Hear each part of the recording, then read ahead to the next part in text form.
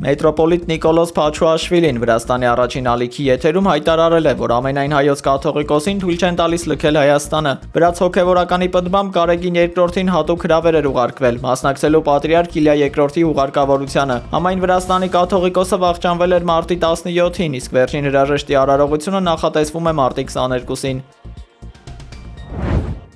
Ուժեղ Հայաստան կուսակցության նախագահ Սամվել Կարապետյանի պաշտպան Արամ Վարդևանյանը անդրադարձել է Նիկոլ Փաշինյանի այն պնդմանը, թե Սամվել Կարապետյանը ունի ուղիղ եթեր մտնելու եւ տեսաուղերձով հանդես գալու իրավունք։ 2026 թվականի մարտի 13-ին, երբ սկսվեց Սամվել Կարապետյանի նկատմամբ տնային կալանքը որպես խափանման միջոց երկարաձգելու միջնորդության քննությունը, հերթական այս քաղաքական հետապնդման շրջանակներում գործողությունը մեր կողմից ուղիղ ներկայացվեց անհրաժեշտությունը տեսաուղերձներ հրապարակելու վերաբերյալ։ Հաստաբանը տեղեկացրել է, որ արդեն իսկ համապատասխան միջնորդություն է ներկայացրել քննիչին, հղում անելով նաև գործադիր իշխանության ղեկավարի հայտարարություններին, սակայն պատասխան դեռևս չի ստացել։ 2026 թվականի մարտի 17-ին արձեռն մեր նախաձեռնությամբ ստացել ենք դատարանի որոշումը,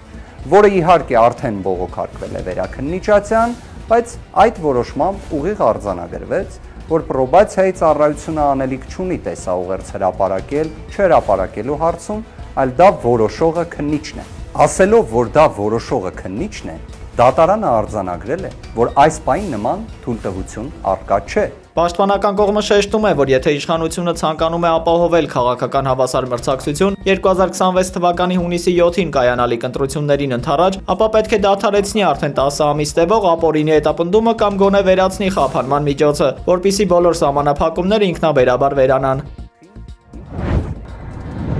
Իրանական անօդաչու թռչող սարքերն ու հրթիռները ամբողջ գիշերը աշխատել են Իսրայելի եւ Ծոցի երկրների ուղղությամբ։ Սաուդյան Արաբիան, Քուվեյթը, Բահրեյնը եւ Արաբական Միացյալ Էմիրությունները հայտարարել են, որ ենթարկվել են ԱԹՍ եւ հրթիռային հարձակումների։ Բահրեյնի իշխանությունները հայտնել են, որ բեկորների ընկնելուց պահեստներից մեկում բռնկված հրդեհը մարվել է։ Իրանի զինված ուժերը նաեւ հրթիռների մի քանի ալիք են արձակել Իսրայելի ուղղությամբ։ Իսրայելի հանրային հեռարձակողը հայտնել է Հայֆայում բռնկված հրդեհի եւ երկրի հյուսիսային երկու այլ վայրերում բեկորների ընկնելու մասին։ Բեկորներ են ընկել նաեւ Երուսաղեմում։ Իսրայելի բանակը ի պատասխան թիրախավորել է Իրանի կառավարական ենթակառուցվածքները մայրաքաղաք Թեհրանում։ Բացի այդ, ավիաարվածի է ենթարկվել Իրանի հարավում գտնվող Բորաշջան քաղաքի հրթիռային բազան։ Բազմաթիվ պայթյուններ են որոտացել երկրի հարավ-արևելքի քաղաքներում։ ԱՄՆ պաշտպանության նախարար Փիթ Հաքսեթը հայտնել է, որ մինչև օրս հարվածել են ավելի քան 7000 թիրախների ողջ Իրանում։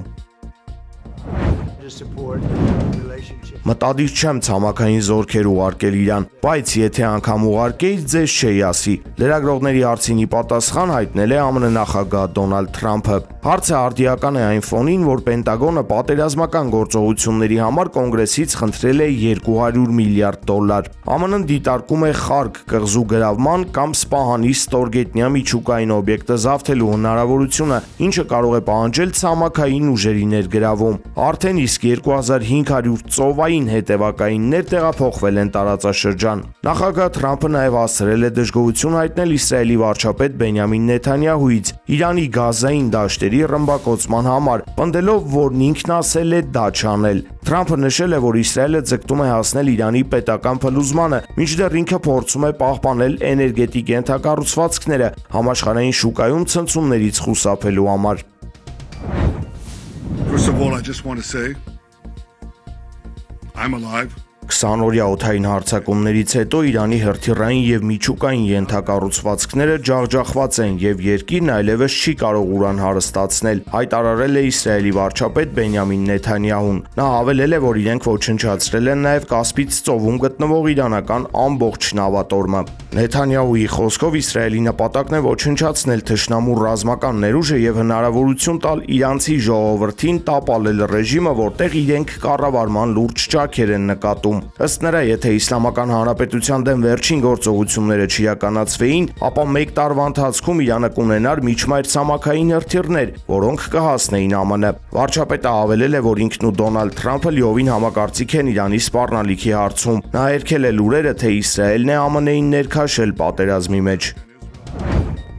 Իրանի Իսլամական հեղափոխության պահապանների կորպուսը հայտարարել է ամերիկյան F-35 ստելս կործանիչի խոցման եւ դրա վթարային վայրեջքի մասին։ Ինքնաթիռը թիրախավորվել է ճշմարիտ խոստում 4 գործողության շրջանակում իրանական նորագույն Նասրալլահ հոբ համակարգի առաջին մարտական կիրառմամբ։ Իրանական զանգվածային հարվածների հետևանքով միաժամանակ խոշոր հրդեհներ են բռնկվել Հայֆայի ռազմավարական նավթային օբյեկտներում։ Այս իրադարձությունների ֆոնին Պենտագոնի ղեկավար Փիթ Հեքսեթը կոնգրեսից հավելյալ $200 միլիարդ է պահանջել։ Սպառազինության պաշարները համալրելու նպատակով Դոնալդ Թրամփը ծախսերի նման աճը հիմնավորում է աշխարհում տիրող անկայունությամբ եւ թշնամիներին ոչնչացնելու անհրաժեշտությամբ։ Սակայն միջազգային լրատվամիջոցները տարակուսանքով են մոտենում ամերիկյան գերժամանակակից տեխնիկայի նմանօրինակ խոցելիությանը։ Թանկարժեք կործանիչի կորուստը լուրջ հարցականի տակ է դնում Միացյալ Նահանգների ռազմական գերակայության իրական արդյունավետությունը։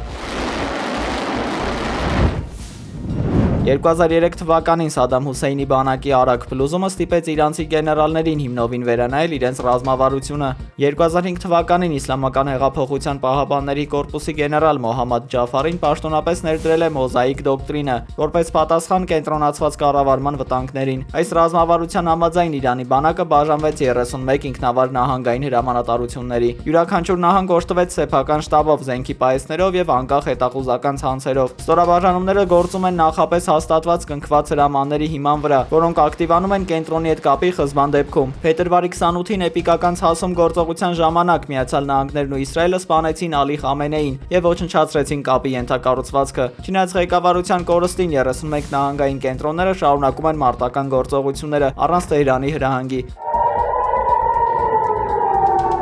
Համակարգի առանձնահատկությունն այն է, որ կանգ առնելու հրամանի բացակայությունն ինքնին հարձակումը շարունակելու ազդանշան է։ Այսպիսով Իրանը ստեղծել է մի ռազմական մեքենա, որը կարծես թե հնարավոր չէ կանգնեցնել նույնիսկ կառավարման կենտրոնը վերացնելու միջոցով։